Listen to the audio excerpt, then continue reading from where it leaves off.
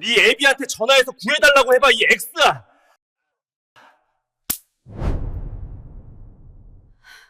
수년간 당신의 곁을 지킨 사람이 사실은 인간의 탈을 쓴 악마였다는 것을 알게 된다면은 어떻게 하시겠습니까?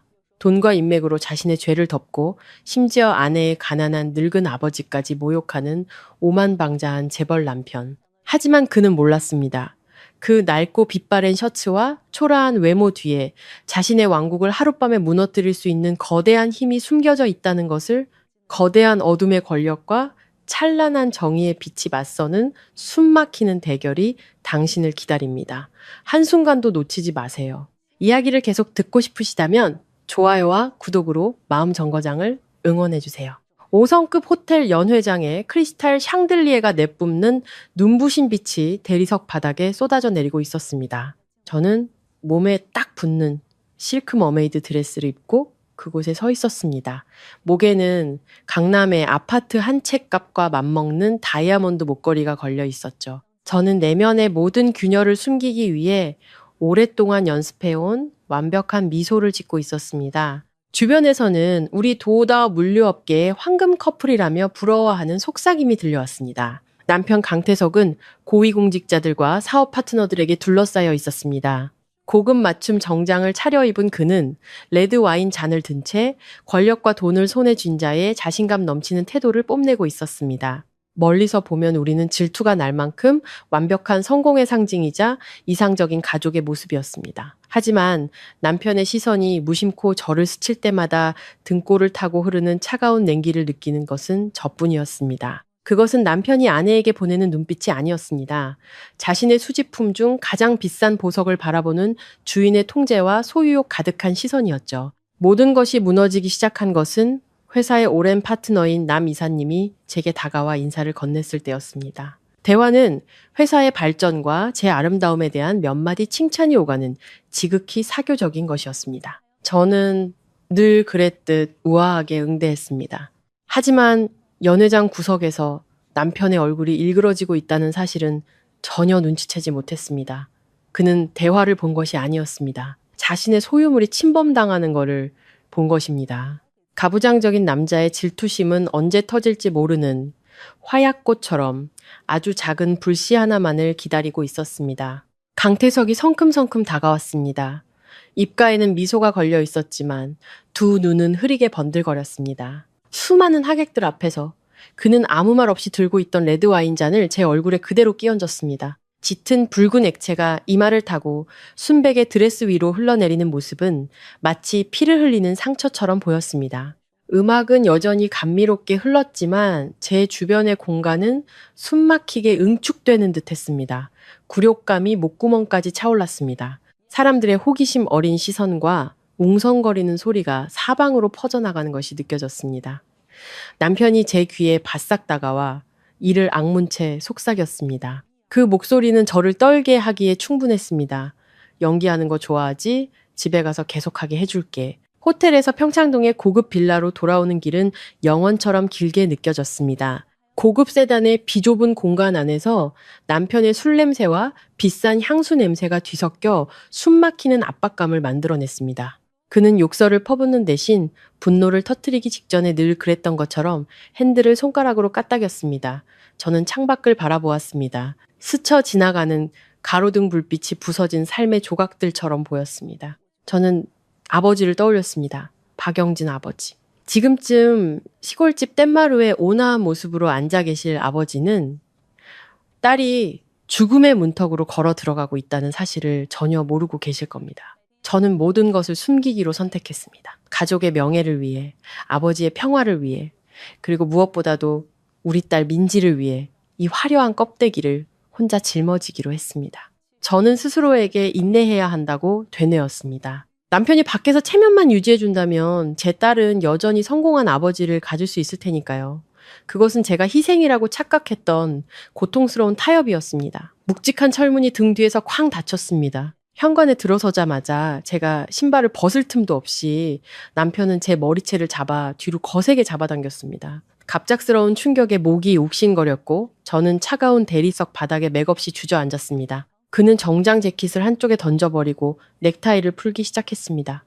그의 눈은 핏발이서 무섭게 번뜩였습니다. 성공한 사업가라는 가면 뒤에 숨어있던 괴물이 마침내 본색을 드러낸 것입니다. 내가 너한테 좋은 거 입히고 맛있는 거 먹여주고 사모님 소리 듣게 해줬더니 내 눈앞에서 다른 놈이랑 시시덕거려? 아니에요. 여보.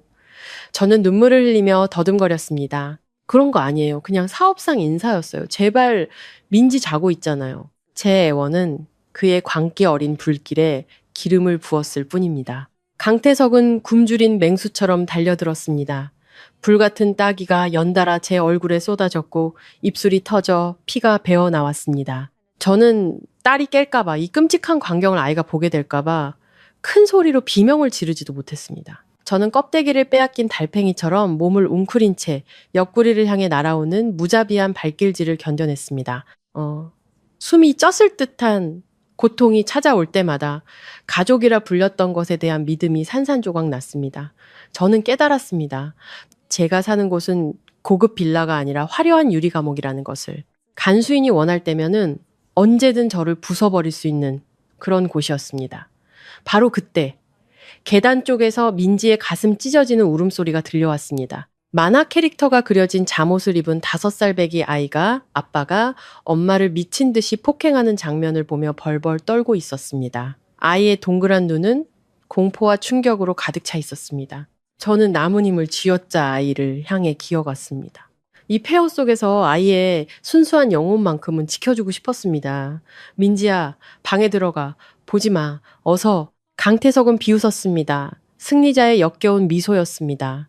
그는 허리에서 두꺼운 가죽 벨트를 풀어냈고 금속 버클이 부딪히는 소리가 섬뜩하게 울렸습니다. 그는 발밑에 쓰레기를 보듯 극도의 경멸감으로 저를 내려다보았습니다. 그는 세상을, 그리고 제 아버지가 평생 지켜온 정의를 조롱했습니다. 네가 뭐라도 되는 줄 알아? 이 동네에서? 누가 감히 나한테 덤빌 것 같아? 잘 들어. 내 돈이면 이 집구석의 침묵도 저 바깥 세상의 침묵도 전부 살 수 있어. 그는 팔을 휘둘렀고 가죽 벨트는 얇은 실크를 찢고 제 어깨에 그대로 파고들었습니다. 타는 듯한 고통이 등줄기를 타고 흘렀고 저는 그대로 쓰러졌습니다. 허공을 가르는 벨트 소리와 민지의 끊임없는 울음소리가 뒤섞여 가정이라 불리는 집의 심장부에서 악마의 교향곡을 연주하고 있었습니다. 어깨에 찢어진 상처에서 흘러나온 뜨거운 피가 실크 옷감에 스며들어 피부에 들러붙었고 숨을 쉴 때마다 고통이 온몸으로 퍼졌습니다. 강태석은 천장의 불빛을 가리는 거대한 검은 산처럼 우뚝 서서 마치 피에 취한 도살자처럼 여전히 벨트를 손에 들고 있었습니다. 그는 멈추지 않았습니다. 제가 식탁 밑에서 정신을 잃고 울고 있는 민지를 보호하려 몸을 일으키자 다음 채찍질이 등과 팔에 쏟아졌습니다. 짝 하는 건조한 소리가 울릴 때마다 제 살쾡은 경련을 일으켰습니다. 하지만 이 순간 육체적 고통은 제가 한때 남편이라 불렀던 자에 대한 극도의 혐오감에 짓눌리는 듯 했습니다. 핏발선 눈으로 저를 내려다보는 남편의 얼굴은 자만심과 짙은 술기운으로 흉하게 일그러져 있었습니다. 그는 벨트를 바닥에 던졌습니다. 금속이 대리석과 부딪히는 소리가 귀를 찢을 듯 했습니다. 그러고는 갑자기 제 턱을 움켜쥐고 눈물로 얼룩진 얼굴을 들어 올렸습니다. 똑똑히 봐. 내가 베풀어준 사모님이라는 이름 말고 너한테 뭐가 남았지?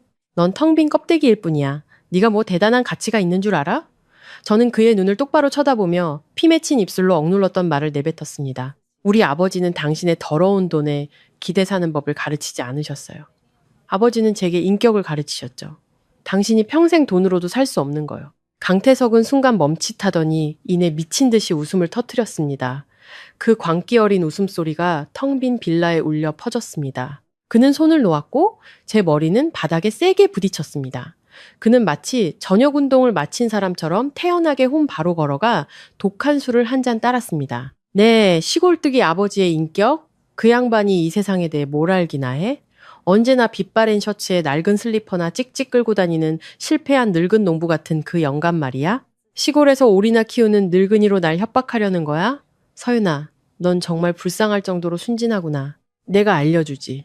이 도다 전체가 내 손바닥 안에 있어. 내가 동네 파출소부터 도청까지 뿌린 돈이 얼만 줄 알아? 이 물류회사는 나의 제국이고 여기서는 내가 바로 법이야. 분노가 제 가슴 속에서 불길처럼 타올랐습니다. 저는 아버지, 박영진을 떠올렸습니다. 언제나 온화한 미소와 풍파에 거칠어진 손을 가진 남자. 아버지가 소박한 시골 선물을 들고 찾아와 양심에 부끄럽지 않게 살아야 한다고 당부하시던 모습이 떠올랐습니다. 저는 항상 아버지의 진짜 신분을 숨겨왔습니다. 남편에게 아버지의 진짜 지위에 대해 단 한마디도 꺼내지 않았습니다. 부끄러워서가 아니었습니다. 아버지의 청렴함과 평온한 삶을 남편의 기만과 돈 냄새 가득한 세상으로부터 지켜드리고 싶었기 때문입니다. 저는 아버지가 제가 겪고 있는 이 쓰레기 더미에 발을 들이시길 원치 않았습니다. 하지만 지금 이 악마가 가장 더러운 말로 아버지를 모욕하는 것을 듣자 심장이 쥐어짜이는 듯 했습니다. 당신은 우리 아버지를 입에 올릴 자격도 없어. 당신은 그저 더러운 돈 뒤에 숨은 비겁한 졸부일 뿐이야. 강태석이 달려들어 제 옆구리를 강하게 찼습니다. 저는 멀리 날아가 유리 장식장 다리에 부딪혔습니다. 크리스탈이 깨지는 소리가 제 마음이 부서지는 소리처럼 들렸습니다. 그는 무릎에 두 손을 짚고 제 얼굴에 바싹 다가와 이를 악물고 말했습니다. 나한테 개기는 거야? 잘났으면 그 늙은이한테 전화해봐. 전화해서 그 영감이 널 어떻게 구하는지 한번 보자고. 아니면 내가 아예 시골로 보내서 평생 오리나 키우게 만들어줘? 내 놈 집안의 그 싸구려 인격이 내 권력과 싸워서 이길 수 있는지 보고 싶거든. 그 촌뜨기 늙은이가 자기 딸 좀 살려달라고 울고불고 애원하는 거 말고 뭘 할 수 있는지 내 두 눈으로 똑똑히 지켜보겠어. 강태석은 일어서서 마시던 술잔을 두 사람의 결혼 사진이 걸린 벽에 던져버렸습니다.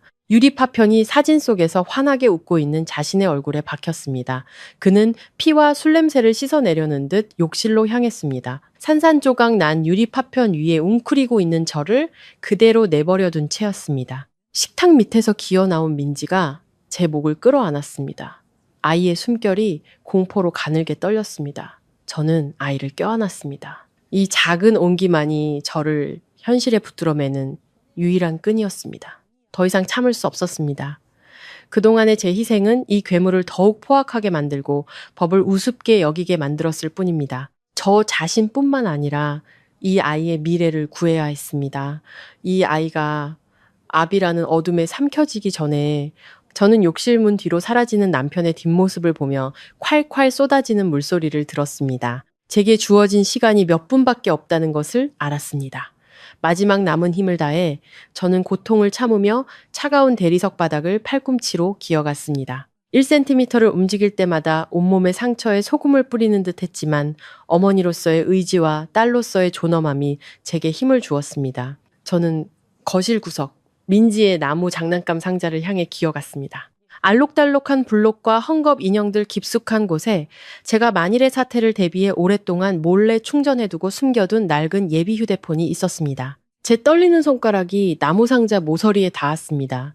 장난감들 아래에서 느껴지는 차가운 금속의 감촉. 그것은 단순한 휴대폰이 아니었습니다. 그것은 정의를 소환하는 신호탄이자 제 삶을 뒤덮은 악몽을 걷어낼 유일한 희망이었습니다. 민지의 장난감 상자 속 곰인형과 플라스틱 블록들 사이로 손을 뻗는 제 손은 퉁퉁 붓고 떨렸습니다. 낡은 휴대폰의 차가운 금속 감촉이 손끝에 닿자 마치 전류가 흐르는 것처럼 등줄기를 타고 짜릿함이 퍼졌습니다. 고통으로 희미해져 가던 마지막 생존 본능이 깨어나는 순간이었습니다. 저는 숨을 죽인 채 여전히 물소리가 규칙적으로 들려오는 욕실 문을 뚫어지게 쳐다보았습니다. 방금 벌어진 범죄를 가려주고 동시에 짧은 몇 초간 저를 보호해주는 희미한 장막 같은 소리였습니다. 민지는 옆에 앉아 울음소리가 새어나오지 않도록 두 손으로 입을 틀어막고 있었습니다. 눈물이 가득 고인 커다란 눈으로 마치 절망 속에서 탈출구를 찾는 구원자를 보듯 저를 바라보았습니다. 전원 버튼을 누르자 낡은 화면에서 희미한 푸른빛이 새어나왔습니다. 멍과 상처로 얼룩진 제 얼굴을 비추는 그 빛은 마치 지옥에서 되살아난 유령 같았습니다. 망설일 틈이 없었습니다. 저는 외울 정도로 익숙한 아버지의 번호를 빠르게 눌렀습니다. 수화기 너머로 들려오는 뚜 하는 신호음은 잔인할 정도로 느리게 울렸고 1초가 흐를 때마다 칼날이 제 인내심을 베는 듯 했습니다. 마침내 수화기 저편에서 잠결에 약간 잠겼지만 다정함이 가득한 아버지의 목소리가 들려왔습니다. 서윤이냐? 왜 이렇게 늦게 전화했니? 아버지의 목소리를 듣는 순간 애써 지탱하던 모든 것이 무너져 내렸습니다. 그동안 억눌러 왔던 억울함, 굴욕감, 고통이 한꺼번에 복받쳐 올라 목을 조여왔고 저는 온전한 문장 하나를 내뱉을 수 없었습니다. 저는 남은 힘을 모두 끌어모아 수화기에 겨우 세 글자를 속삭였습니다. 아빠, 살려주세요. 갑자기 욕실에 물소리가 대섰습니다. 죽음 같은 정적이 공간을 뒤덮었습니다. 저는 화들짝 놀랐습니다. 심장이 터질 듯이 미친 듯이 뛰었습니다. 맹수가 이상한 낌새를 눈치챘다는 것을 직감했습니다. 극도의 공황 상태에서 저는 아버지가 예전에 단호하게 당부하셨던 두 번째 번호를 떠올렸습니다. 혹시 위급한데 내가 전화를 못 받으면 최 팀장한테 전화해라. 저는 마지막 기적을 바라며 급히 번호를 눌렀습니다. 하지만 첫 신호음이 울리자마자 욕실 문이 활짝 열렸습니다. 강태석이 허리에 수건 한 장만 두른 채 걸어 나왔습니다. 햇볕에 그을린 피부에 맺힌 물방울들이 독사의 이슬처럼 보였습니다. 그의 시선이 방을 훑다가 제 손에 들린 휴대폰에 멈췄습니다. 너 지금 뭐 하는 거야? 그는 먹이를 쫓는 표범처럼 긴 걸음으로 다가오며 으르렁거렸습니다. 최 팀장의 목소리를 듣기도 전에 거대한 손이 날아와 제 휴대폰을 벽으로 세차게 후려쳤습니다. 플라스틱이 부서지는 소리와 함께 화면이 꺼졌고 제 마지막 희망도 무참히 짓밟혔습니다. 남편은 멈추지 않았습니다. 그는 바닥에 떨어진 휴대폰 조각을 주워 더 이상 생명이 없는 부품 덩어리가 될 때까지 발로 지시겼습니다. 절망이 저를 덮쳤습니다. 외부 세계와 연결된 유일한 끈이 끊어졌다는 것을 깨달았을 때 온몸이 차갑게 식는 듯한 공허함이 밀려왔습니다. 저는 남편의 발밑에 널린 파편들을 보며 저와 민지의 미래가 그의 오만한 발뒤꿈치 아래 짓밟히고 있음을 느꼈습니다. 그는 단순히 물건 하나를 부순 것이 아니었습니다. 이 사회에서 제 존재의 증거 자체를 파괴하고 있었습니다. 강태석은 몸을 숙여 제 헝클어진 머리카락에 거친 손가락을 찔러 넣고 머리를 뒤로 잡아챘습니다. 어깨에 찢어진 상처가 다시 벌어지며 피가 실크 드레스 자락을 붉게 물들였습니다. 뼛속까지 파고드는 고통에 잠시 정신을 잃었지만 남편의 비웃음 소리가 저를 이 끔찍한 현실로 다시 끌어당겼습니다. 그는 제 얼굴에 자신의 얼굴을 바싹 들이댔습니다. 술 냄새와 비누 냄새가 뒤섞여 억압의 향기를 만들어냈습니다. 그는 경멸이 가득한 눈으로 저를 내려다보았습니다. 누구한테 전화했어? 시골에 있는 그 오리치는 늙은이. 아니면 웬놈의 징후정보라도 되나? 내가 말했지. 이 동네에선 내 말이 유일한 법이라고. 네가 하늘에 대고 소리쳐도 이 집에 감히 발들여 놓을 놈은 아무도 없어. 저는 더 이상 대꾸할 힘도 없었습니다. 그저 증오와 혐오가 가득한 눈으로 그를 바라볼 뿐이었습니다. 그의 과거 맹세들을 믿었던 제가 얼마나 어리석었는지 깨달았습니다. 저와 제 딸을 막다른 길로 몰아넣으면서까지 이 화려한 껍데기를 지키려 했던 제가 얼마나 바보 같았는지 제 침묵은 남편을 더욱 분노하게 만들었습니다. 그는 목소리를 낮게 깔며 힘없는 아내의 마지막 저항마저 짓밟으려는 듯 한자 한자 내뱉었습니다. 내가 모를 줄 알았어? 이딴 쓰레기로 날 무너뜨리려고? 그 촌뜨기 늙은이가 자기 딸이 나한테 이렇게 교육받는 걸 보고 뭘 할 수 있을지 내 두 눈으로 똑똑히 지켜보겠다. 돈의 힘이 뭔지 보여주지. 내 놈 집안이 숭배하는 그따위 허울뿐인 인격보다 위에 있는 게 바로 돈이야. 기적 따윈 바라지도 마.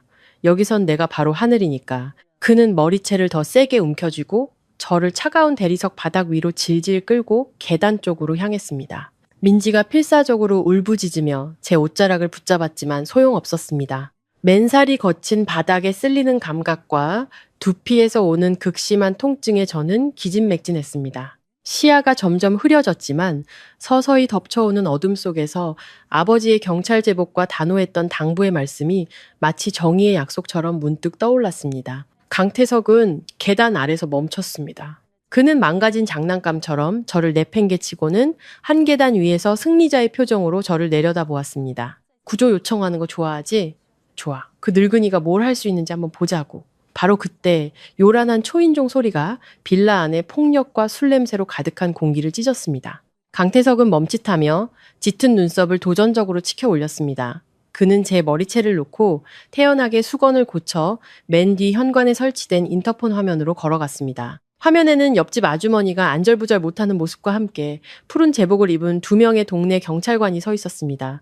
바닥에 쓰러져 있던 저는 가쁜 숨을 몰아쉬었습니다. 희미한 희망과 극도의 두려움 사이에서 심장이 미친 듯이 뛰었습니다. 저는 떨리는 팔로 민지를 끌어안고 입술에서 흐르는 피를 가리려 애썼지만 공권력의 등장은 남편을 전혀 위축시키지 못하는 듯 했습니다. 그는 비웃었습니다. 모든 도덕과 법이 돈으로 해결될 수 있다고 믿는 자의 오만한 미소였습니다. 강태석은 셔츠도 걸치지 않은 채 마치 자신의 육체적 힘을 과시하듯 탄탄한 상반신을 드러내며 유유히 문을 열러 나갔습니다. 옆집 아주머니와 2 경찰관을 보자마자 그는 팔짱을 끼고 조롱 섞인 목소리로 말했습니다. 무슨 일로 이렇게 소란이십니까? 늦은 밤에 부부싸움 좀 한 걸로 이렇게 경찰까지 동원해야 합니까? 젊은 경찰관이 열린 문틈으로 안을 살폈습니다. 바닥에 웅크리고 앉아있는 저, 찢어진 실크드레스, 그리고 현관 불빛 아래 선명하게 보이는 멍자국들. 그의 표정이 굳어졌습니다. 강태석 씨, 가정폭력 신고가 들어왔습니다. 부인의 상태를 확인해야 하니 옆으로 비켜주시죠. 강태석은 물러서기는커녕 한 걸음 앞으로 다가와 젊은 경찰관을 압박했습니다. 그는 주머니에서 최신형 스마트폰을 꺼내 빠르게 번호를 누른 뒤 귀에 대고 2 경찰관의 제복을 경멸적으로 쏘아보았습니다. 폭력은 무슨, 제 아내가 좀 히스테리가 있어서요. 몇 마디 훈계 좀 한 겁니다. 2 분 아직 젊으신 것 같은데 일할 땐 앞뒤를 잘 살펴야죠. 제가 도경찰청에 있는 최 팀장님한테 전화 한 통 해드릴까요? 다 아는 사이인데. 서로 피곤하게 만들지 맙시다. 안쪽에 누워있던 저는 남편의 입에서 나오는 말을 똑똑히 들으며 온몸이 차갑게 식는 것을 느꼈습니다. 강태석의 인맥이라는 문어발이 얼마나 멀리까지 뻗어 있는지 깨닫자 엄청난 충격이 저를 덮쳤습니다. 그는 허세를 부리는 게 아니었습니다. 그는 도닷 단위의 고위직 이름을 공공연히 거론하며 현장 경찰들을 압박할 만큼 자신만만했습니다. 저는 젊은 경찰관과 그의 동료를 보았습니다. 그들의 눈에 스치는 아주 잠깐의 망설임. 그들의 정의감은 남편이 불법적인 물류사업과 두둑한 봉투로 쌓아 올린 어두운 권력의 네트워크와 맞서 싸워야 했습니다. 저는 눈을 감았습니다. 아버지에 대한 걱정이 맹렬하게 타올랐습니다. 아버지께 전화하는 것이 유일한 방법이라 생각했지만 이제는 아버지가 정말 이곳에 오신다면 남편이 그 거대한 권력으로 아버지를 모욕하고 그가 늘 비웃던 시골뜨기 늙은이의 명예를 짓밟을까 두려워졌습니다. 저는 아버지가 이 진흙탕에 휘말리시는 것을, 아버지의 낡은 셔츠가 저 인간 말종의 오만함에 더럽혀지는 것을 원치 않았습니다. 강태석은 자신의 권세를 온 동네에 과시하려는 듯 계속해서 큰 소리로 통화했습니다. 아, 최 팀장님? 네, 접니다. 강태석입니다. 동네 친구들이 저희 집에 잠깐 방문했는데 팀장님께서 말씀 한마디만 좀 해주시죠. 그냥 사소한 집안일입니다. 네. 조만간 제가 차 한잔 대접하러 가겠습니다. 그는 전화를 끊고 마치 손님을 쫓아내듯 문 쪽을 턱짓하며 의기양양하게 젊은 경찰관을 바라보았습니다. 하지만 경찰관은 물러서지 않았습니다. 제 입술에 피와 민지의 공포에 질린 눈을 본 순간 직업적 양심이 권력에 대한 두려움을 이겼습니다. 그는 한 걸음 다가서며 권총에 손을 얹고 차갑고 단호한 목소리로 말했습니다. 강태석 씨, 다시 한번 말씀드립니다. 누구를 아시든 법대로 처리해야 합니다. 즉시 물러서서 조서 작성에 협조해 주십시오. 아주머니, 어서 이서윤 씨를 부축해 주세요. 강태석의 얼굴색이 변했습니다. 그의 얼굴은 막다른 길에 몰린 맹수처럼 흉포해졌습니다. 그는 동네 파출소 경찰관 따위가 감히 자신에게 반항할 줄은 상상도 못했을 겁니다. 그가 으르렁거리며 달려들려는 순간 멀리서 들려오는 일련의 소리가 모두를 얼어붙게 만들었습니다. 급박하고 위압적인 경찰차 사이렌 소리가 고급 주택가의 정적을 갈기갈기 찢었습니다. 한 대가 아니었습니다. 여러 대의 경찰차가 무서운 속도로 돌진해오고 있었습니다. 푸르고 붉은 경광등 불빛이 빌라의 하얀 벽에 어른거리며 혼란스럽고도 장엄한 풍경을 만들어냈습니다. 강태석은 미간을 찌푸렸습니다. 땀으로 번들거리는 그의 얼굴에서 자신감이 흔들리기 시작했습니다. 그는 최 팀장님이 왜 이렇게 차를 많이 보냈지? 하고 중얼거렸습니다. 하지만 저는 달랐습니다. 등줄기를 타고 전류가 흐르는 것을 느꼈습니다.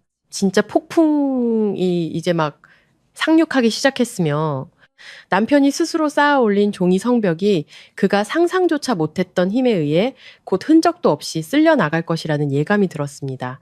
푸르고 붉은 빛이 점점 가까워지며 눈물로 젖은 제 얼굴에 마지막 희망의 빛을 날카롭고 찬란하게 비추었습니다. 경찰차 행렬에서 뿜어져 나오는 푸르고 붉은 경광등 불빛이 빌라의 화려한 석고 부조 위를 훑고 지나가며 고급스러운 공간을 압박감 넘치는 현장으로 바꾸어 놓았습니다. 강태석은 철문 옆에 못 박힌 듯 써 있었습니다. 경찰차들이 골목 어귀에서 멈추지 않고 자신의 집 마당으로 돌진해 들어오는 것을 보며 그의 얼굴은 당혹감으로 가득 찼습니다. 선두에 있던 경찰차가 급정거했고 자갈 위에서 타이어가 갈리는 소리가 마치 맹목적인 믿음이 무너지는 소리처럼 날카롭게 들렸습니다. 차문이 열리고 검고 윤이 나는 구두가 땅을 밟았습니다. 그 뒤를 이어 칼집에서 막 뽑아낸 검처럼 꼿꼿하고 마른 체구의 남자가 내렸습니다. 저는 고통을 참으며 현관 문틈으로 그를 보려고 애썼습니다.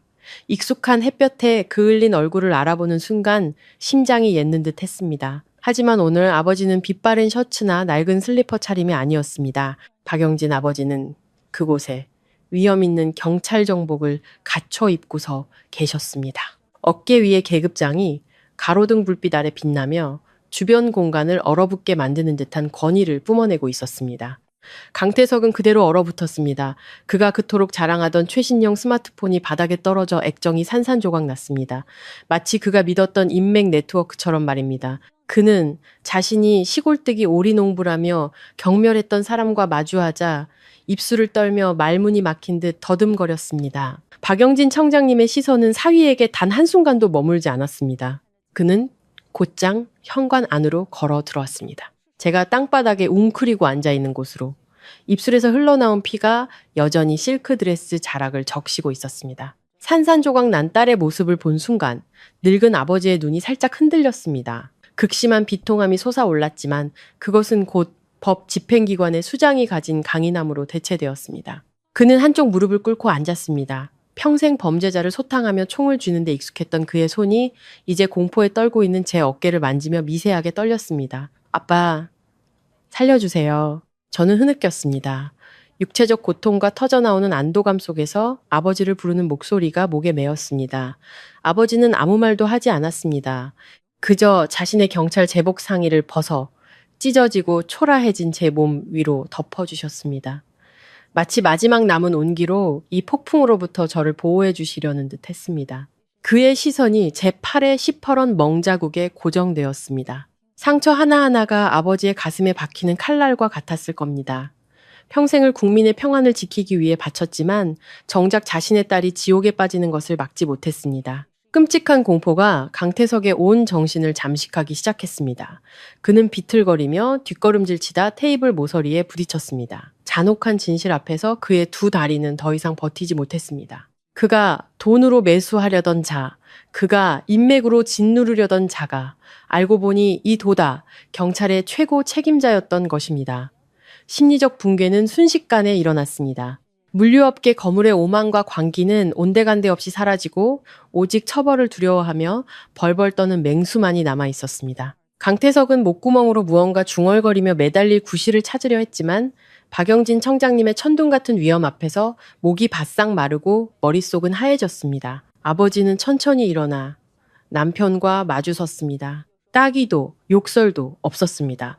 오직 반평생을 범죄와 싸워온 남자가 뿜어내는 숨 막히는 침묵만이 흘렀습니다. 박영진 청장님은 강태석의 눈을 똑바로 쳐다보았습니다.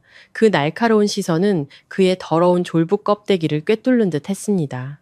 그 순간 강태석은 깨달았습니다. 자신이 뿌렸던 모든 돈, 인맥을 쌓기 위해 벌였던 모든 향락적인 파티가 눈앞에 우뚝 솟은 정의 앞에서 아무런 의미가 없다는 것을. 나는 너희들을 보러 올 때마다 늘 빛바랜 셔츠를 입었다.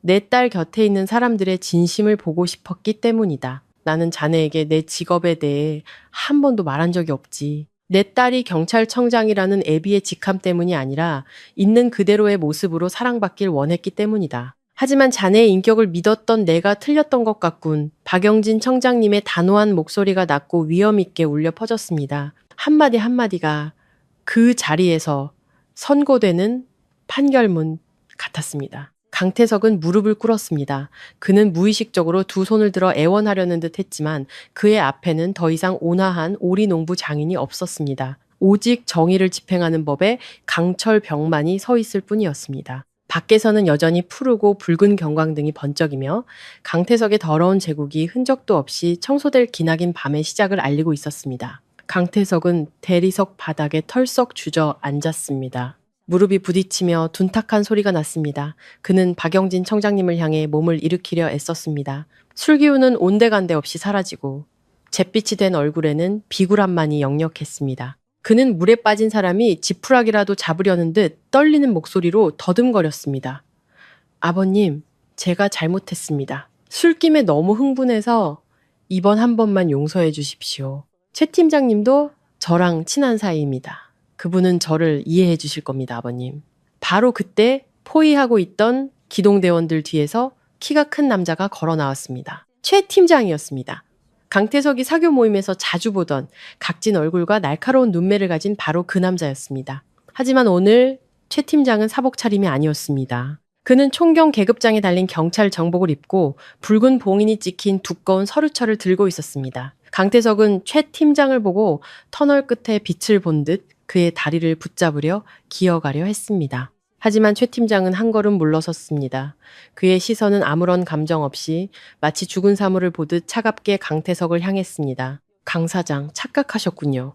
저는 당신이 생각하는 그런 아는 사이가 아닙니다. 저는 청장님의 특별 보좌관이자 더 중요하게는 당신의 물류회사가 저지른 밀수, 탈세, 그리고 자금 세탁 혐의 사건을 수사 중인 특별수사팀의 팀장입니다. 최 팀장의 말은 거대한 망치가 되어 강태석의 머리를 내리쳤고 그의 마지막 남은 희망마저 산산조각 냈습니다. 저는 아버지의 헐렁한 경찰 제복을 걸친 채 의자에 앉아 이 광경을 지켜보았습니다.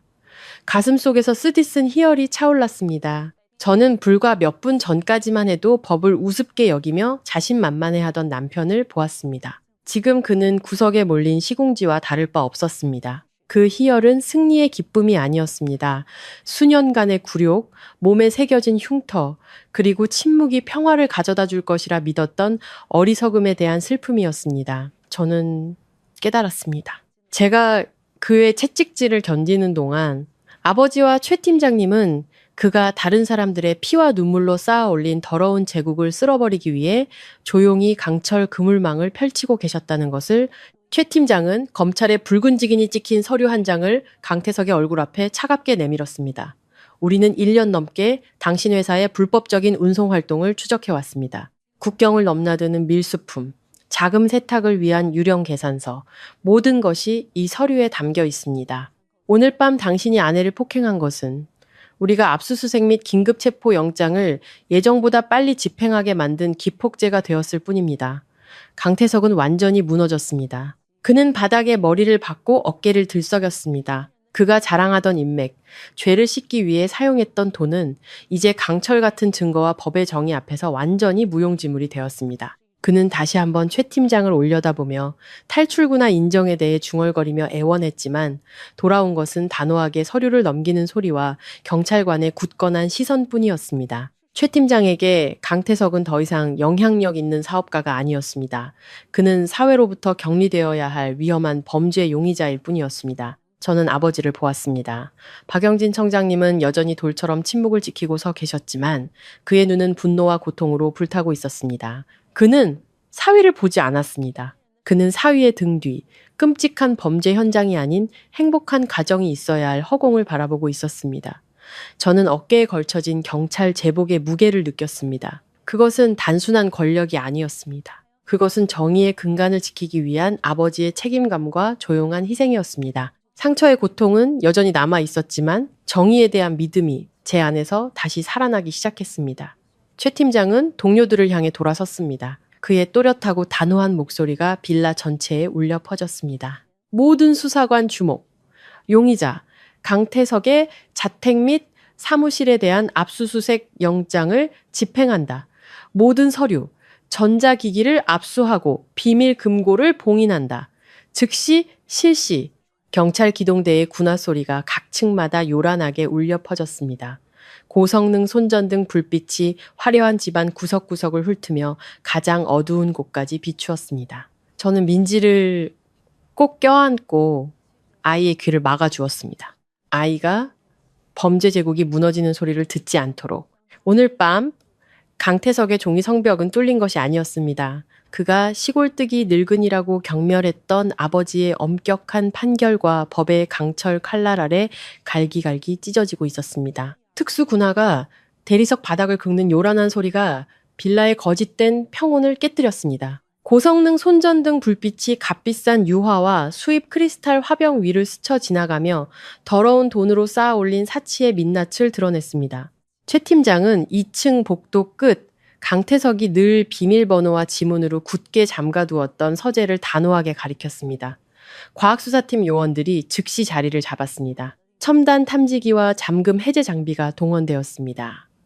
압박감으로 가득 찬 공간 속에서 기계가 딸깍거리는 소리가 규칙적으로 울려 퍼졌습니다. 저는 현관의자에 앉아 눈앞에서 빠르게 펼쳐지는 현실의 영화를 멍하니 바라보았습니다. 한때 제가 안식처이자 자랑으로 여겼던 이 집이 이제 맹수의 소굴이라는 본 모습을 드러내고 있었습니다. 벽지가 한 겹씩 뜯겨 나가고 서랍장이 하나씩 열릴 때마다 제 마음은 가벼워지면서도 한편으로는 씁쓸했습니다.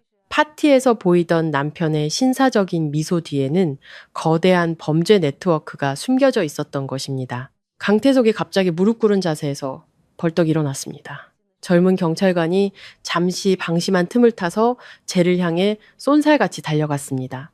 그는 미친 사람처럼 소리쳤습니다. 그의 얼굴은 극도의 공황으로 뒤틀려 있었습니다. 그는 가족사진 뒤에 숨겨진 벽금고가 열리면 자신의 인생이 완전히 끝장난다는 것을 알고 있었습니다.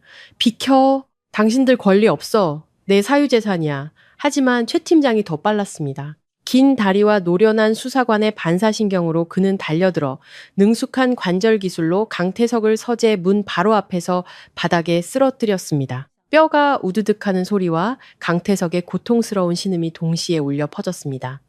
최 팀장은 그의 머리를 바닥에 짓누르며 얼음장처럼 차가운 목소리로 말했습니다. 유령 서류와 자금 세탁 데이터가 담긴 하드 드라이브를 없애려고? 너무 늦었어. 우린 여기 들어오기 전부터 그 금고의 구조도를 파악하고 있었다. 방 안에서 딸깍 소리가 났습니다. 행복한 가족 사진이 무참히 내려지고 벽금고의 차가운 회색 강철문이 드러났습니다. 문이 열리자 수북한 세금 계산서, 밀수 경로에 뇌물을 준 내역이 상세히 적힌 수첩, 그리고 수많은 차명 계좌의 은행 카드들이 모습을 드러냈습니다. 검사들의 입회 하에 종이 위에서 춤추는 숫자들, 화물 운송으로 위장한 불법 물품 운송의 증거들이 소름 끼칠 정도로 상세하게 목록화되었습니다. 저는 경찰관들이 서류 상자를 봉인하는 2층을 올려다보았습니다. 민지가 제 목을 끌어안고 떨고 있는 것이 보였습니다. 저는 서둘러 아이의 눈을 가렸습니다. 이 집은 가면이 한 겹씩 벗겨지고 있었습니다. 최고급 소가죽 소파, 수백만 원짜리 양주, 모든 것이 정의의 비달에 떨고 있었습니다. 저는 수년 동안 이 거짓으로 가득 찬 공기 속에서 숨쉬고 살았다는 사실에 스스로가 역겨워졌습니다. 저는 아이에게 아버지를 남겨주고 싶어 인내했지만 그 아버지는 사실 법의 폐허 위에 미래를 쌓고 있는 악마였습니다. 이 사치는 사랑이 아니었습니다. 금으로 도금된 족쇄였습니다. 현관에서 강태석은 바닥에 납작 엎드려 있었습니다. 깔끔하게 빗어 넘겼던 머리는 이제 땀과 먼지로 엉망이 되었고 더 이상 소리치지 않고 절망적인 숨소리만 내뱉었습니다. 박영진 청장님은 최 팀장 옆에 서서 압수된 증거물 상자들이 옮겨지는 것을 엄숙한 눈으로 지켜보았습니다. 그는 강태석에게 한마디도 하지 않았습니다. 그의 침묵은 어떤 판결보다 더 잔혹했습니다. 아버지는 제게 다가와 어깨에 조용히 손을 얹으셨습니다. 이해와 슬픔이 담긴 손길이었습니다. 저는 아버지를 올려다 보았습니다. 그의 눈에는 승리감이 없었습니다. 오직 딸을 이 맹수의 발톱에서 더 일찍 구하지 못한 아버지의 슬픔만이 있었습니다. 용의자 연행해. 최 팀장의 또렷한 목소리가 울려 퍼졌습니다. 2명의 경찰관이 강태석을 일으켜 세웠고 찰칵 소리와 함께 수갑이 채워졌습니다. 아내를 때리기 위해 벨트를 휘둘렀던 바로 그 손목에 강태석은 비틀거리며 문 밖으로 나섰습니다. 그의 다리는 더 이상 제대로 서 있지 못했습니다. 빌라 문 밖에는 어느새 이웃들이 모여 있었습니다. 수많은 휴대폰 플래시가 터졌고 수군거리는 소리가 끊이지 않았습니다. 고급 외제차를 뽐내던 자, 시골뜨기 늙은이를 무시하던 자가 이제 고개를 푹 숙인 채 호송차에 오르는 굴욕을 겪고 있었습니다. 저는 현관계단에 서서 푸르고 붉은 경광등, 불빛에 가려진 채 호송차 철문 뒤로 사라지는 남편의 뒷모습을 바라보았습니다. 온 동네가 가짜 재벌의 몰락을 목격했습니다. 밤바람이 집 안으로 불어와 한기를 느끼게 했지만 오히려 수년 만에 처음으로 가슴이 후련하게 숨을 쉬는 것 같았습니다. 그 자유의 대가가 여전히 피 흘리는 상처일지라도 경찰차가 조용한 도로를 달려 저를 그 빌라에서 멀어지게 했습니다. 이제 그곳은 차가운 범죄 현장이 되었을 뿐입니다. 파출소 조사실의 형광등 불빛이 제 얼굴과 팔의 멍자국을 선명하게 비추었습니다. 저는 여성 조사관과 의사 맞은편에 앉아 있었습니다. 소독약 냄새가 코를 찔렀고 폭행 후 예민해진 후각을 자극해 메스꺼움을 느꼈습니다. 의사의 전문적인 손길 아래 제 옷이 천천히 벗겨졌습니다. 제 맨등이 불빛 아래 드러나자 방 안의 공기가 순간 얼어붙었습니다. 의사는 깊은 숨을 내쉬었습니다. 그의 손가락이 피가 맺힌 붉은 채찍 자국을 부드럽게 만진 뒤 옆구리에 희미한 흉터로 옮겨갔습니다. 그는 진단서에 무언가를 중얼거리며 적었습니다. 새로운 상처가 아니군요. 이 3년 전 상처도 있고 상처 위에 상처가 겹쳐 있습니다. 7번 갈비뼈에 금이 갔던 흔적이 있는데 제대로 치료받지 못했군요. 이걸 얼마나 오래 참으신 겁니까? 의사의 질문은 그동안의 제 인내에 찬물을 끼얹는 것 같았습니다. 저는 고개를 숙이고 뜨거운 눈물이 진료대 시트 위로 떨어지도록 내버려 두었습니다. 숫자와 건조한 의학 용어를 통해 적나라한 진실이 드러났습니다. 저는 거의 5년 동안 그 지옥에서 살았습니다. 행복이라는 환상을 유지하기 위해 온 세상을 그리고 제 아버지까지 속였습니다. 저는 스스로가 너무나 원망스러웠습니다. 후회가 목구멍에서 쓰디쓰게 차올랐습니다. 아버지가 전화로 안부를 물으실 때마다 저는 괜찮아요. 우리 행복해요라며 거짓으로 밝게 대답했던 순간들이 떠올랐습니다. 아버지께 숨기는 것이 노후를 편안하게 해드리는 방법이라 생각했습니다. 하지만 이제 깨달았습니다. 그 침묵이 바로 강태석을 더욱 날뛰게 만든 공범이었다는 것을. 여성 조사관이 진술서를 제 쪽으로 밀었습니다. 그녀의 목소리는 부드러웠지만 단호했습니다. 이서윤 씨, 자세하게 말씀해 주셔야 합니다. 오늘 밤일 뿐만이 아닙니다.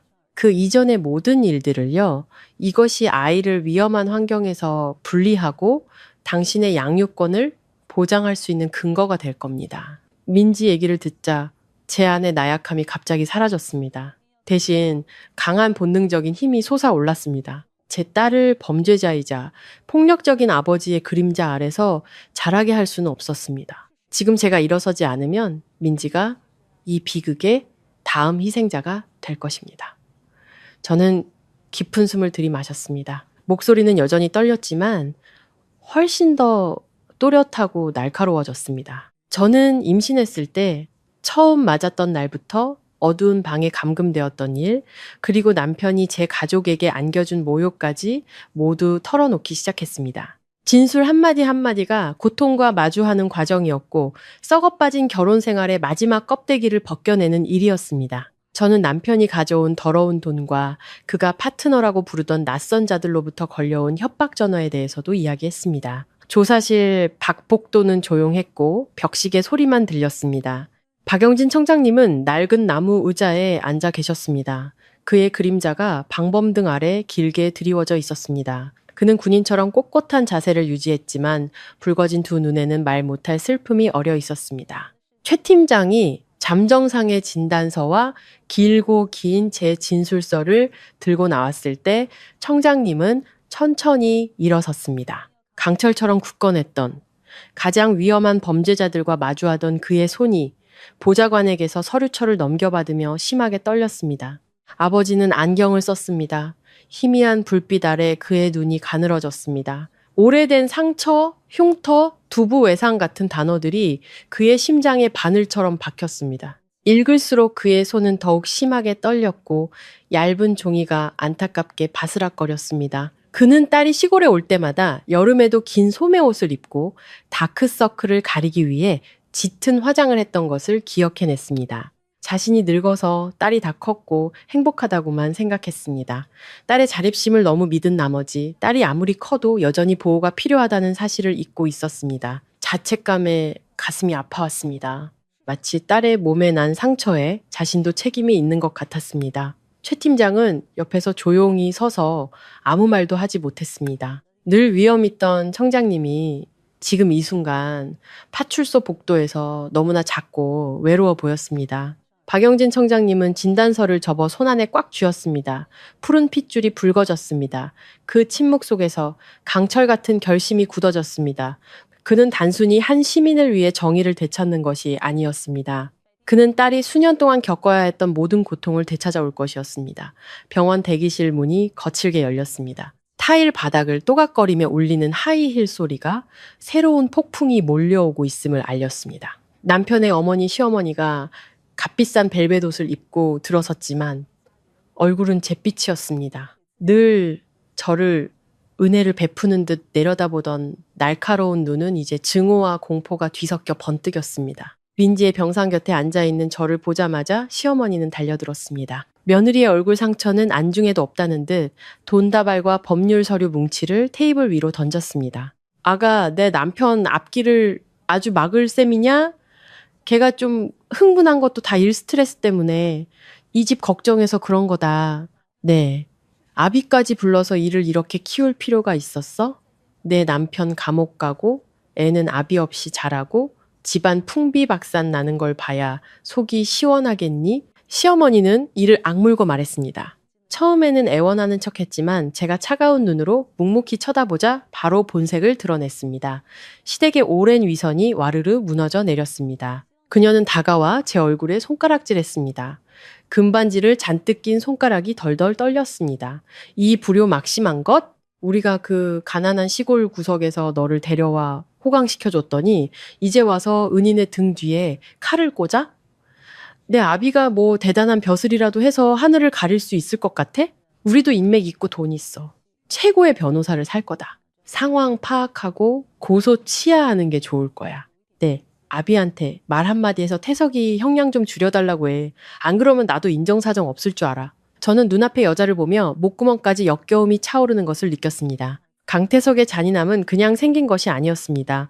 그것은 이 어머니의 방임과 돈이 전부라는 사고방식 속에서 길러진 것이었습니다. 제 머릿속에는 평생을 청렴하게 정의를 지켜온 아버지 박영진 청장님의 모습이 스쳐 지나갔습니다. 시어머니의 뻔뻔함과는 완전히 대조적이었습니다. 제 안에 마지막 인내심이 결의의 불꽃으로 타올랐습니다. 저는 일어서서 피하지 않고 귀부인 행세하는 시어머니의 눈을 똑바로 쳐다보았습니다. 어머님께서 저를 데려오셨다고요? 착각하셨네요. 저는 이 집에 아내이자 어머니가 데려온 거지 어머님 아드님이 더러운 사업 뒤에 화풀이하는 샌드백이 데려온 게 아니에요. 어머님 댁 돈으로는 제 등에 흉터를 살 수 없고 제 딸의 눈에 서린 공포도 살 수 없어요. 저를 불효라고 하셨죠? 그럼 며느리를 폭행하고 사돈을 모욕하는 어머님 아드님은 그게 어머님 집안의 도덕인가요? 제 목소리는 날카로웠습니다. 한마디 한마디가 단호하게 시어머니 얼굴에 박혔고 그녀는 할 말을 잃었습니다. 저는 더 이상 과거의 순종적이고 만만한 며느리가 아니었습니다. 제 태도는 완전히 바뀌었습니다. 저는 더 이상 동정을 구걸하는 불쌍한 희생자가 아니라 정의를 집행하기 위해 오른편에 선 사람이라는 것을 깨달았습니다. 이 성장은 고통스러웠지만 저 자신과 어린 딸을 지키기 위해 반드시 필요했습니다. 돈이나 인맥으로 저나 제 아버지를 협박할 생각은 마세요. 법은 어머님 댁이 흥정할 수 있는 물건이 아니니까요. 강태석이 저지른 죄값 하루도 빠짐없이 치르게 될 겁니다. 시어머니는 분노의 참화를 잊지 못하고 제 뺨을 때리려 손을 들었지만 때마침 들어온 최 팀장이 그 팔을 공중에서 막았습니다. 경찰관의 엄격한 시선에 그녀는 기가 죽어 저주를 중얼거리며 휘임 돌아서 가버렸습니다. 최 팀장은 그녀의 뒷모습이 복도 너머로 사라지는 것을 보고 제게 돌아섰습니다. 그의 표정은 매우 심각했습니다. 그는 의자에 앉지 않고 의자를 제 쪽으로 끌어당겨 앉았습니다. 목소리는 낮았지만 무게가 실려 있었습니다.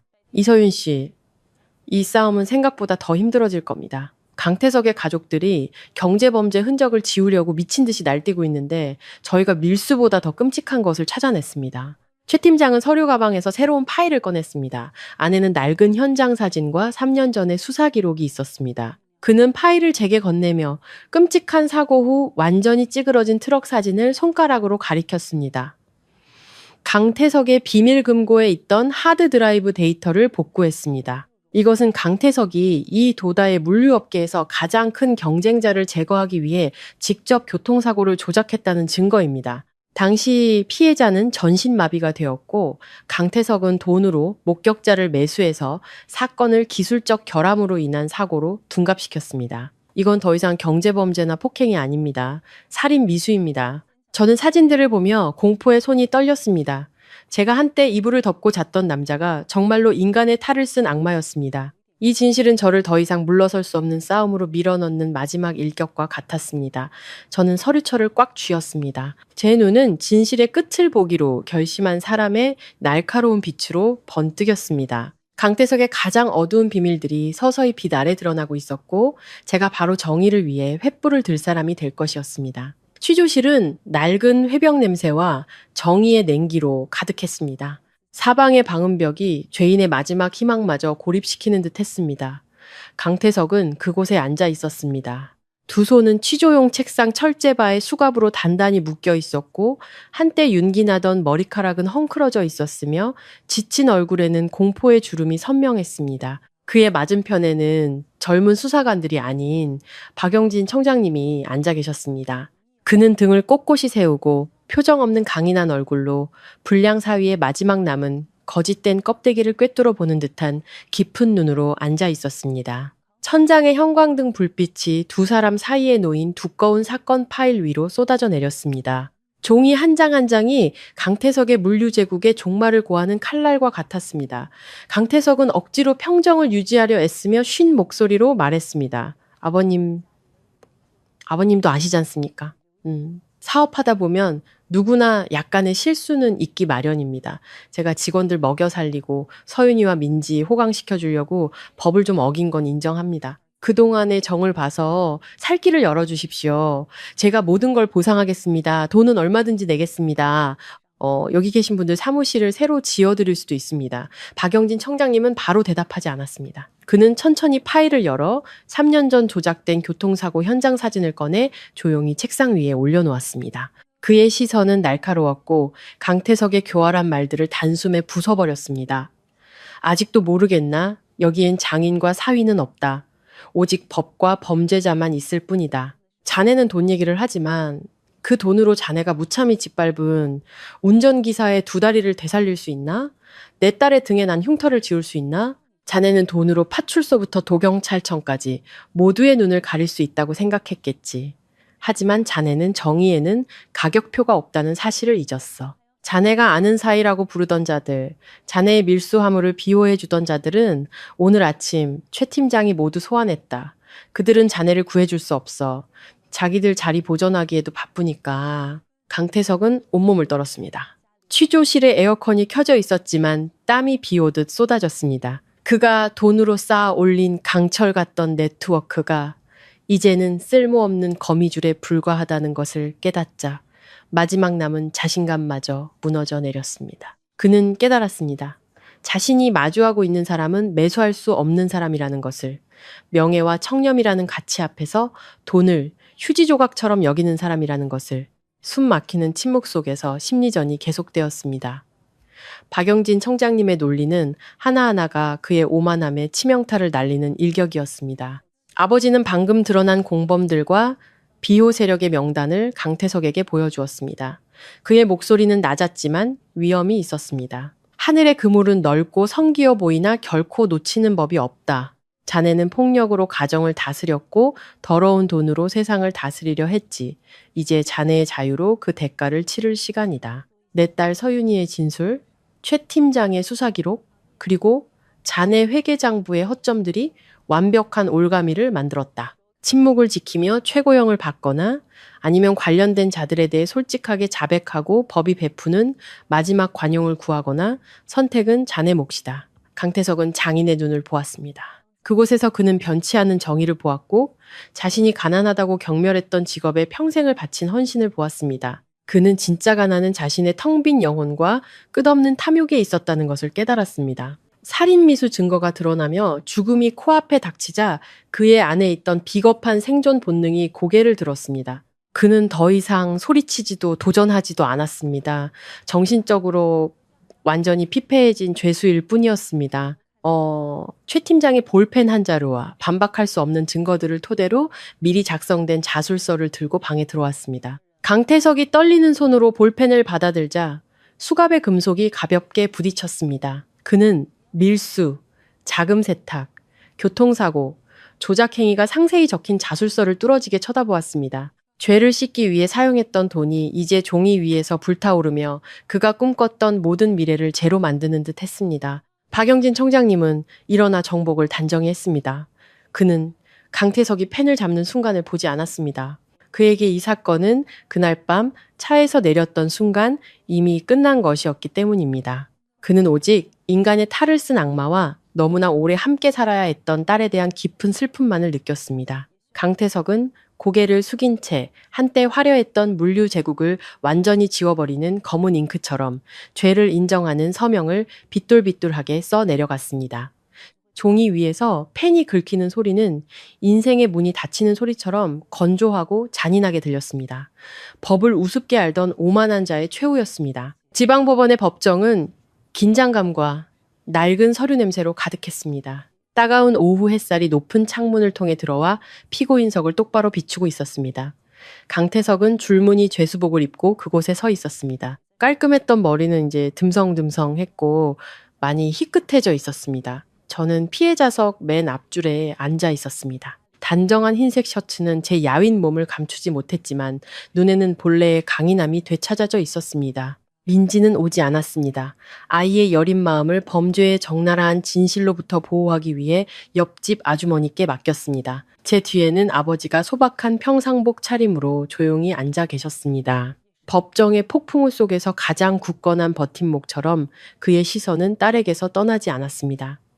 재판장이 재판 시작을 장엄하게 선언했습니다. 빌라의 CCTV 영상과 상해 진단서 사진들이 법정 중앙의 대형 스크린에 상영되기 시작했습니다. 강태석이 미친 듯이 가죽 벨트를 휘둘러 아내의 마른 몸을 내리치는 장면을 보자 방청석에서 경악의 탄성이 터져 나왔습니다. 짝하는 날카로운 소리, 재숨 막히는 울음, 그리고 민지의 울부짖음이 법정 전체에 울려 퍼졌습니다. 강태석이 공들여 쌓아 올린 성공한 사업가라는 껍데기를 갈기갈기 찢어 놓았습니다. 저는 두 손을 꽉 쥐었습니다. 손톱이 살을 파고들어 피가 맺혔습니다. 느리게 재생되는 영상 하나하나가 저를 그 악몽 속으로 다시 끌어들였습니다. 하지만 이번에는 고개를 숙이지 않았습니다. 저는 스크린을 똑바로 쳐다보며 죽음의 계곡을 건너온 자의 용기로 제 고통과 마주했습니다. 강태석은 고개를 푹 숙인 채 감히 그 강철 같은 증거들을 쳐다보지도 못하고 어깨를 떨었습니다. 굴욕감이 온몸으로 퍼져나갔습니다. 한때의 도던천체에 도전하고 시골뜨기 늙은이를 무시했던 자가 이제는 판결을 기다리는 불쌍한 피고인일 뿐이었습니다. 증인석에 불려나갔을 때 저는 흔들림 없는 걸음으로 걸어 나갔습니다. 제 목소리는 맑고 날카로웠습니다. 불필요한 원망은 없었습니다. 오직 폭력과 더러운 돈 위에 세워진 결혼 생활의 적나라한 진실만이 있었습니다. 저는 감금당했던 일들, 남편의 발소리가 계단에서 들릴 때마다 느꼈던 극심한 공포, 그리고 딸을 지키기 위해 일어서야겠다고 결심했던 순간에 대해 이야기했습니다.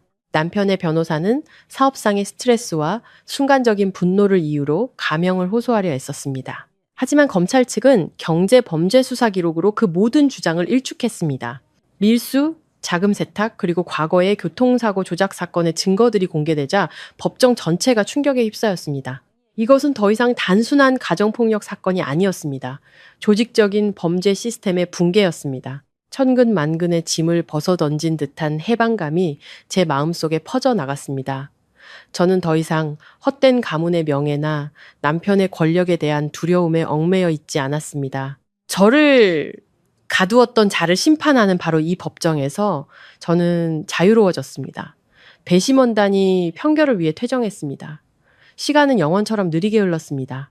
재판장이 일어서서 판결을 선고하자 법정은 숨소리 하나 들리지 않을 정도로 조용해졌습니다. 상해, 밀수, 탈세, 그리고 공공질서 문란 등 모든 죄목을 합쳐 징역 18년. 강태석은 피고인석에서 무릎을 꿇었습니다. 그의 얼굴은 잿빛이었습니다.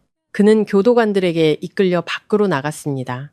제 옆을 지나갈 때 그는 잠시 멈춰 흐릿한 눈으로 저를 보았습니다. 마지막 동정이라도 구하는 듯 했습니다. 저는 피하지 않았습니다. 저는 그 눈을 똑바로 쳐다보았습니다.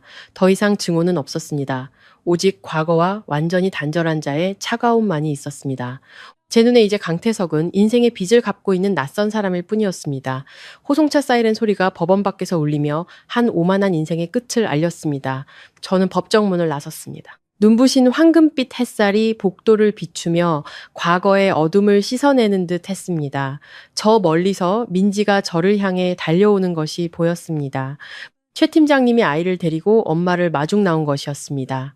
저는 아이의 손을 잡고 법원 구석의 오래된 느티나무를 향해 천천히 걸어갔습니다. 푸른 그늘 아래 아버지가 서 계셨습니다.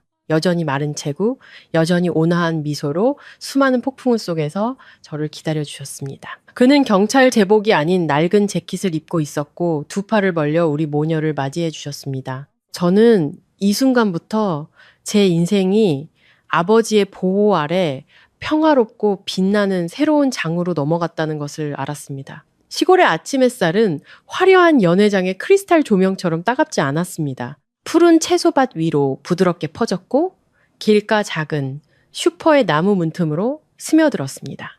저는 닭 우는 소리가 동네에 울려 퍼질 때 잠에서 깼습니다. 수년간 비단 옷을 입고 살면서도 단 한 번도 느껴보지 못했던 이상하리만치 평화로운 기분이었습니다. 저는 창문을 활짝 열고 가슴 깊이 숨을 들이마셨습니다.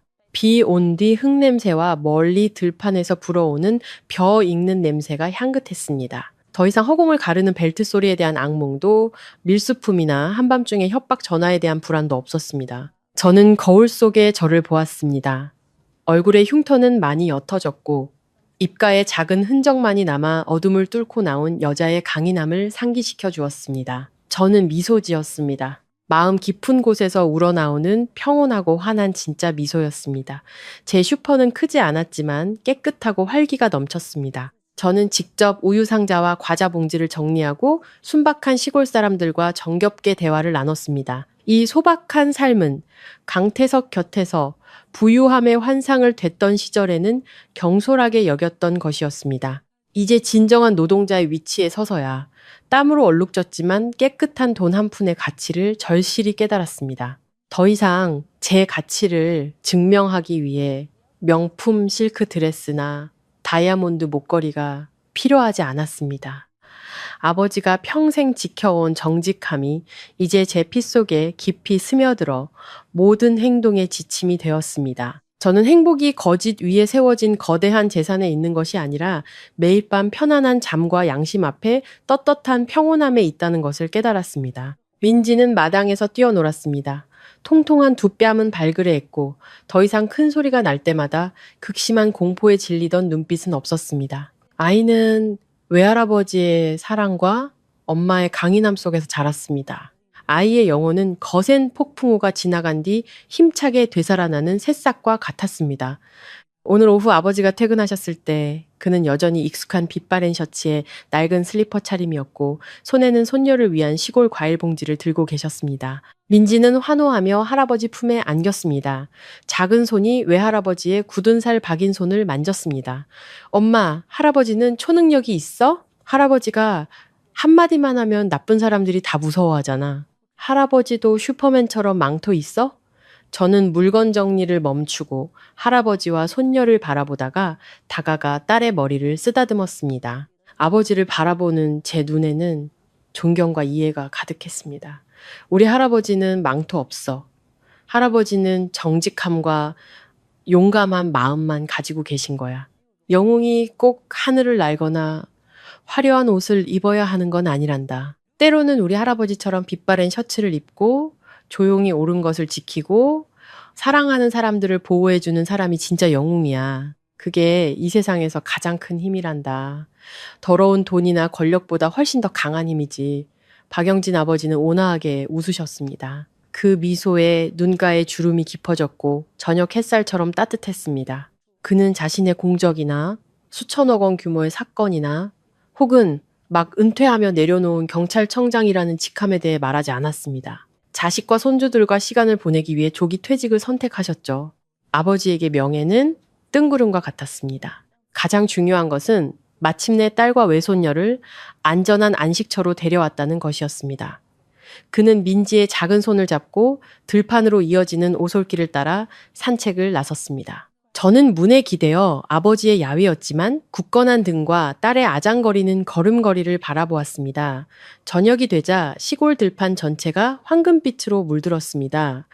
바람이 풀잎을 스치며 아이의 맑은 웃음소리와 노인의 따뜻한 목소리를 실어 날랐습니다. 저는 깊은 숨을 들이마시며 자유의 달콤함이 온몸의 세포 하나하나에 스며드는 것을 느꼈습니다. 앞으로의 길이 여전히 험난할 것을 알았지만 아버지로부터 물려받은 정직함과 폭풍우 속에서 단련된 강인함으로 저는 더 이상 아무것도 두렵지 않았습니다. 진정한 행복은 목적지가 아니었습니다. 그것은 사랑하는 사람들 곁에서 그리고 정의의 빛 속에서 진정한 나 자신으로 살아가는 여정이었습니다. 붉게 타오르는 노을 아래 할아버지와 손녀가 손을 잡은 모습이 광활한 들판 사이로 점점 작아졌습니다. 그들의 그림자가 땅 위에 길게 드리워져 마치 이어짐과 영원함의 상징처럼 보였습니다. 저는 미소 지으며 그 모습을 바라보았습니다.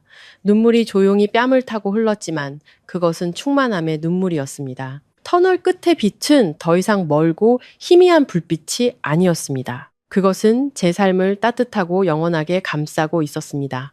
진정한 행복은 화려한 재산이나 거짓으로 얻은 권력 위에 세워지지 않습니다. 그런 것들은 정의의 파도 앞에서 모래성에 불과하기 때문입니다.